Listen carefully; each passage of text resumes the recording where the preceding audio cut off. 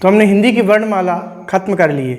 हिंदी की वर्णमाला की सभी क्लासें पूरी हो चुकी हैं और जिन बच्चों ने वर्णमाला की क्लासेस नहीं देखी हैं तो पिछली वीडियो में डली हुई सारी क्लासों के नोट्स बना लें प्रॉपर। और आज हम शुरू करेंगे शब्द। ठीक है, वर्ण जो होता है वो क्या होता है, भाषा की सबसे छोटी इकाई होती है और वर्णों से मिल कर के जो सार्थक अर्थ निकले, है ना, सार्थक अर्थ से मिलने वाले वर्णों को क्या कहते हैं, शब्द कहते हैं, है ना। यानी कि अक्षरों का सार्थक मेल शब्द कहलाता है। तो शब्द किसे कहते हैं, भाषा की न्यूनतम इकाई वाक्य है और वाक्य की न्यूनतम इकाई क्या है, शब्द है। इसी प्रकार से डॉक्टर भोलानाथ तिवारी जो हैं, डॉक्टर भोलानाथ तिवारी क्या कहते हैं, ये कहते हैं कि शब्द अर्थ के स्तर पर भाषा की लघुतम इकाई है।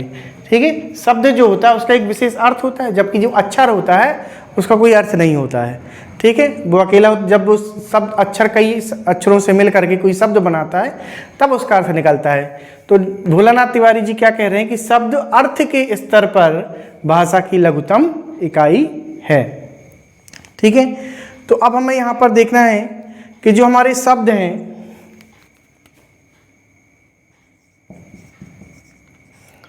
वो हमें कितने प्रकार के शब्द हिंदी में पढ़ना है और कौन कौन से इसमें शब्द इम्पोर्टेंट हैं, उनकी एक पहले रूपरेखा बनाएंगे। तो सबसे पहले जो शब्द होते हैं, शब्दों को मुख्य रूप से दो भागों में बांटा जाता है।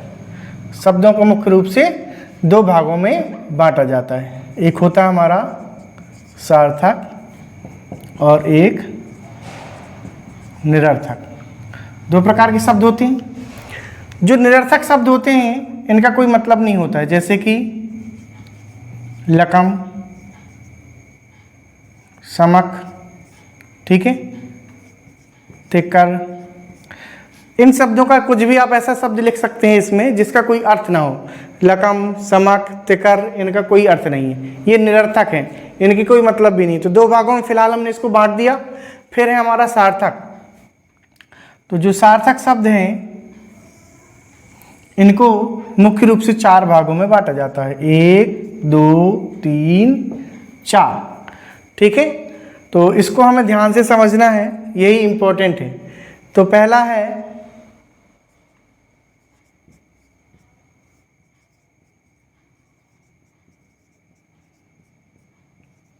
रचना के आधार पर, दूसरा है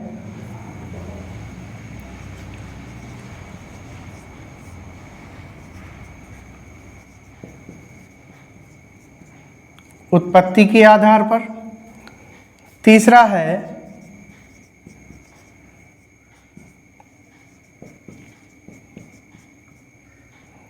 अर्थ के आधार पर, चौथा है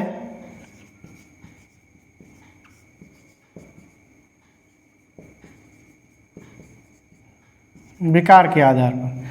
तो प्रॉपर आपको पूरी स्क्रीन दिख रही है ना? हाँ ठीक है। तो ये अपना है विकार के आधार पर। तो चार प्रकार के शब्द इसमें मुख्य रूप से इसको बांटा गया है। ठीक है, जो सार्थक शब्द हैं उसको चार भागों में बांटा गया है, 1, 2, 3, 4।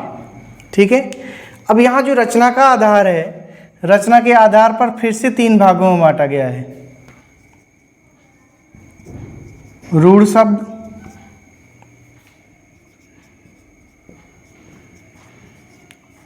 यौगिक शब्द,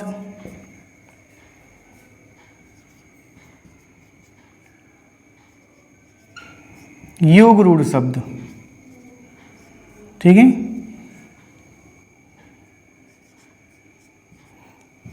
रूढ़ शब्द, यौगिक शब्द और योग रूढ़ शब्द।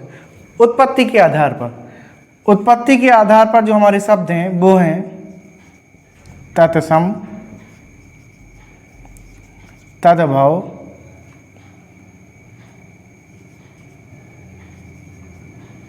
देसी, विदेशी, संकर। तो ये हमारी उत्पत्ति के आधार पर है। ठीक है, फिर है अर्थ के आधार पर। जो अर्थ के आधार पर हमारे शब्द हैं वो हैं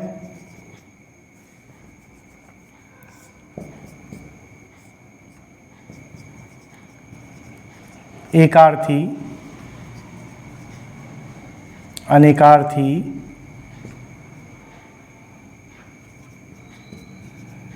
वन वर्ड,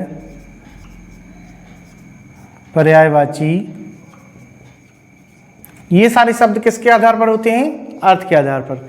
फिर है विकार के आधार पर। विकार के आधार पर फिर से दो भागों में बांटा गया है। एक है विकारी, दूसरा है अविकारी। ठीक है, जो विकारी शब्द हैं वो होते हैं चार: संज्ञा, सर्वनाम,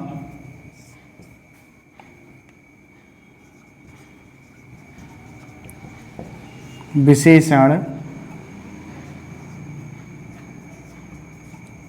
क्रिया। ठीक है, ये हो गया। इसमें आपका दिख नहीं रहा ये है ना नीचे का। चलिए ठीक है, इसको थोड़ा सा ऊपर करते हैं।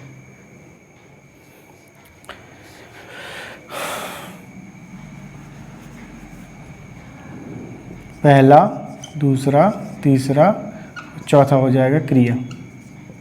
ठीक है, चार हो जाएंगे यहाँ पर। और अविकारी हैं, ये भी चार हैं।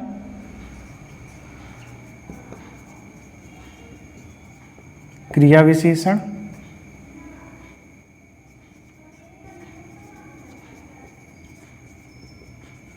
विस्मयादि बोधक,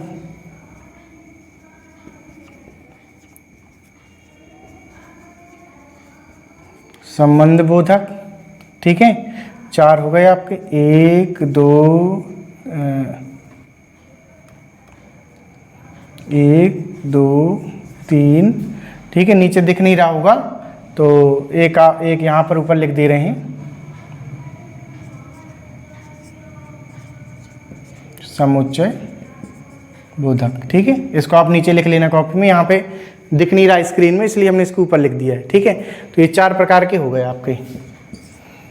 अब इसको हम समझ लेते हैं फिर से।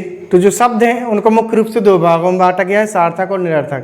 तो निरर्थक हैं उनका कोई मतलब नहीं, इनका कोई भाग नहीं होता। जो सार्थक है उनको मुख्य रूप से चार भागों में बांटा गया है। और चार भागों में एक रचना के आधार पर है, दूसरा उत्पत्ति के आधार पर, तीसरा अर्थ के आधार पर, चौथा विकार के आधार पर। तो जो रचना के आधार पर इसको फिर से तीन भागों में बांटा गया है: रूढ़ शब्द, यौगिक शब्द, योग रूढ़ शब्द। ठीक है, जो रूढ़ शब्द होते हैं वो ऐसे शब्द हैं जो परंपरा से चले आ रहे हैं और इनका कोई भी सार्थक विभाजन नहीं होता है। ये शब्द हमेशा परंपरा से जो चले आ रहे हैं वैसे ही चले आते हैं, जैसे नाक, कान, लाल, पीला, हरा। ठीक है, ये रूढ़ शब्द हैं, इनका कोई सार्थक विभाजन नहीं होता है। फिर है यौगिक शब्द। यौगिक शब्द दो सार्थक शब्दों से मिलकर के बना होता है और इनका एक सार्थक विभाजन भी होता है। फिर है योग रूढ़ शब्द। योग रूढ़ शब्द वो शब्द होते हैं जो अपना अर्थ छोड़ करके किसी अन्य अर्थ को बताते हैं। ठीक है, अपना स्वयं का अर्थ छोड़कर किसी विशेष अर्थ को प्रस्तुत करते हैं, वो कहलाते हैं योग रूढ़ शब्द। ठीक है, जैसे कि पंकज। पंकज मतलब होता है कमल। ठीक है, तो पंकज का मतलब कीचड़ में होता है, कीचड़ में जन्म लेने वाला, लेकिन उसका विशेष जो अर्थ है वो है कमल। फिर है उत्पत्ति के आधार पर। तो उत्पत्ति के आधार पर पांच भागों में इसमें बांट दिया गया है: 1, 2, 3, 4, 5। तो तत्सम शब्द। तत्सम शब्द वो होता है, तत् मतलब होता है उसी के प्रकार, सम मतलब होता है उत्पन्न हुआ। ठीक है, तत्सम यानी तत्सम, तत् मतलब उसी से, सम मतलब प्रकार, यानी कि उसी प्रकार जैसा शब्द प्राचीन काल में था सेम उसी प्रकार का शब्द आज भी चल रहा है, तो वो कहलाते हैं तत्सम शब्द। यानी कि इसमें कोई परिवर्तन नहीं हुआ, जो पहले चलता था तत्सम उसी के समान। यानी कि तत्सम जो होता है शब्द, इसमें सारे आपके संस्कृत के शब्द आते हैं। जितने भी संस्कृत के शब्द हैं वो किस में आ जाएंगे? तत्सम में आ जाएंगे। फिर है तद्भव। तद्भव वो शब्द हैं जो संस्कृत से निकले हैं और हिंदी के बन गए हैं। संस्कृत से निकले हैं और हिंदी के बन गए हैं। तो जो शब्द संस्कृत से निकल करके आया है वो तद्भव। तद मतलब उसी से, भव मतलब उत्पन्न हुआ, यानी कि संस्कृत से उत्पन्न हुआ। तो जितने भी हिंदी के शब्द हैं वो तद्भव में आ जाएंगे। ठीक है, फिर है देसी शब्द। देसी शब्द वो हैं जो नॉर्मल तरीके से अपने देश में यूज किए जाते हैं, जैसे कटोरा हो गया, लोटा हो गया, खटिया हो गई, फटफटिया हो गई। इस प्रकार के जो शब्द हैं वो अपने देसी शब्द हैं, वो इसमें यूज किए जाते हैं। फिर विदेशी शब्द हैं। विदेशी शब्द हैं, इसका एक विदेशी शब्दों का बहुत बड़ा संग्रह है, क्योंकि जितने लोग अपने देश में आए वो उतने सारे शब्द छोड़ के गए। चाइनीज़ वाले अपने अलग शब्द छोड़ करके गए हैं, जैपनीज छोड़ करके गए हैं, अमेरिकन छोड़ के गए, ब्रिटेन वाले छोड़ करके गए हैं, ठीक है, तुर्की वाले छोड़ के चले गए हैं, अरबी लोग छोड़ के गए हैं, फारसी लोग छोड़ करके गए हैं। तो जितने भी विदेशी लोग भारत में आए, यहाँ पर रहे, तो अपने अपने शब्दों को छोड़ करके चले गए हैं। तो यहाँ पर हम ये जानेंगे कौन कौन से शब्द यहाँ पर आए हुए हैं, उनका पूरा चार्ट बनाएंगे। फिर है संकर शब्द। संकर शब्द उनको कहते हैं जो दो भाषाओं से मिलकर के बने होते हैं, वो कहलाते हैं क्या? संकर शब्द। तो दो भाषाओं से मिलकर बने हुए शब्द संकर शब्द कहलाते हैं। फिर है अर्थ के आधार पर। अर्थ के आधार पर 4 प्रकार बनाए गए हैं। तो एकार्थी शब्द वो होता है जिसमें से कई शब्दों का एक ही अर्थ निकलता है। बहुत सारे शब्द होते हैं लेकिन उनका अर्थ एक ही होता है, ठीक है।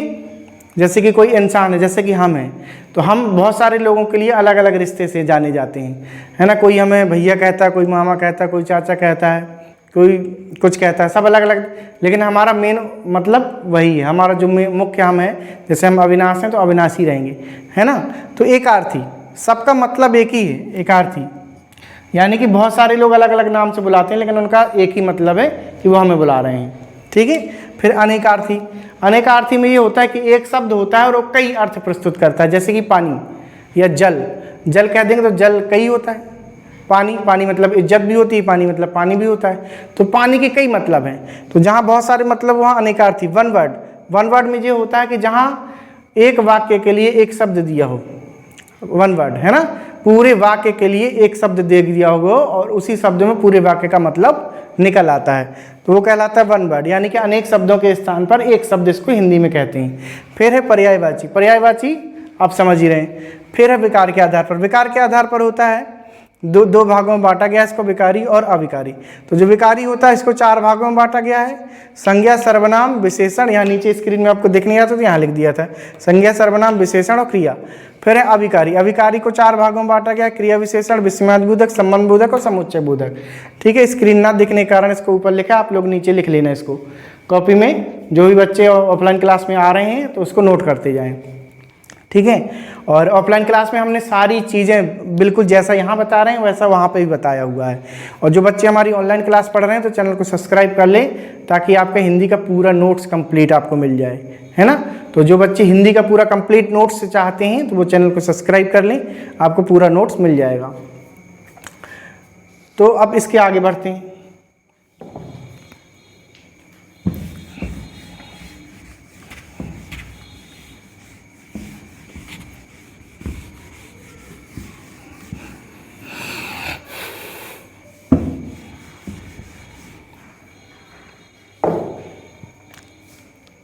ठीक है, तो सबसे पहले देखते हैं रचना के आधार पर।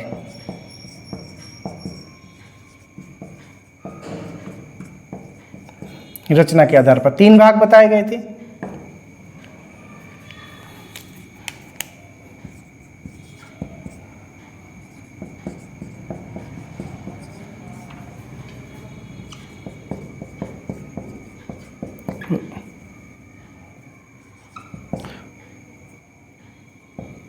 रूढ़, यौगिक, योग रूढ़, 3 प्रकार के शब्द इसमें हमने पढ़े थे।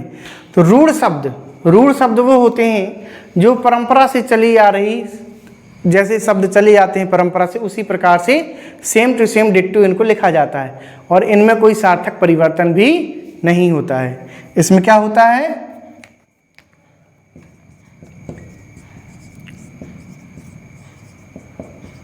सार्थक विभाजन नहीं होता है, ठीक है। इसका क्या होता है, सार्थक विभाजन नहीं होता है। जैसे नाक, कान, हाथ, गला, ठीक,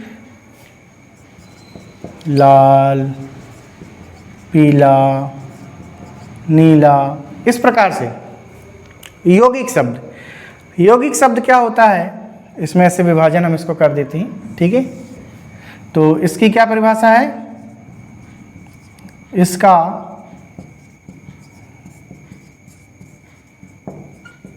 सार्थक विभाजन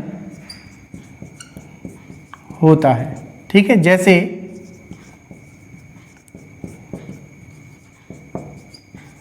विद्याधन आलय बराबर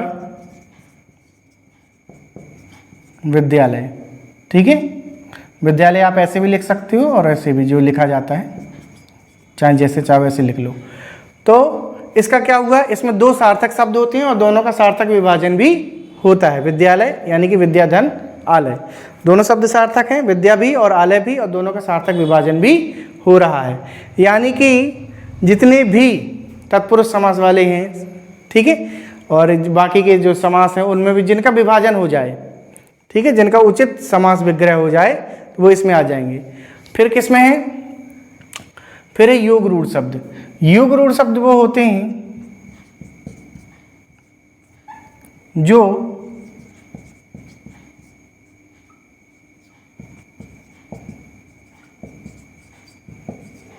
अपना अर्थ छोड़ करके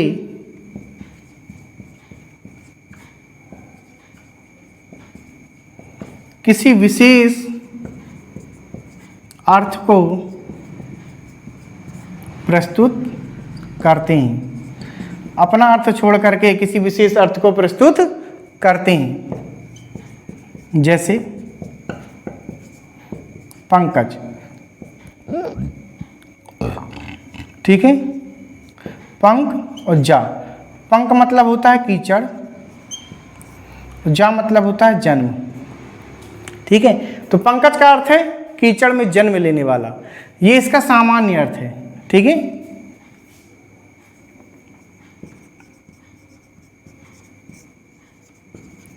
सामान्य अर्थ क्या है, कीचड़ में जन्म लेना। ठीक है, और ये अपना क्या करता है, विशेष अर्थ प्रस्तुत करता है। क्या करता है, विशेष अर्थ। इसका विशेष अर्थ क्या है, इसका विशेष अर्थ है